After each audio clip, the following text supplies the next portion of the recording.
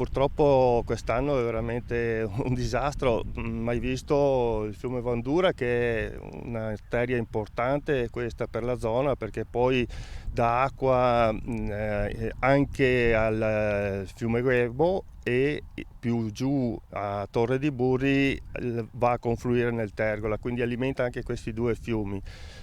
Ma in questa maniera qua, con quest'acqua, non alimenta neppure l'irrigazione sufficiente per la zona quest'anno. Dovrebbe essere il periodo di maggiore portata dei corsi d'acqua ingrossati dalle confluenze a monte. Invece, in un fiume come il Vandura, per la prima volta nella sua storia, appare una sorta di isoletta. Nel momento della semina e della preparazione delle terre, l'acqua è fondamentale. Per questo i consorzi di bonifica sono già pronti al razionamento messo in atto nell'estate 2022. Distribuendola a tempistica per le varie zone, in modo che quella poca che c'è, almeno quando c'è, si possa usare.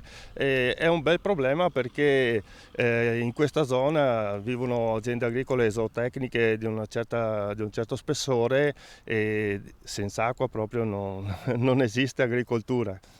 Quindi siamo fortemente preoccupati. L'anno scorso avevamo almeno il sostegno delle falde, che erano piuttosto consistenti nella media, diciamo. Quest'anno siamo veramente ai minimi storici, anzi sotto i minimi storici, perché pensi che il livello della falda, che attualmente dovrebbe essere al massimo, è sotto al minimo degli ultimi 20 anni. L'acqua non c'è, insomma, e per questo si deve agire senza perdere ulteriore tempo, realizzando delle banche dell'acqua e degli invasi che potrebbero risolvere la situazione.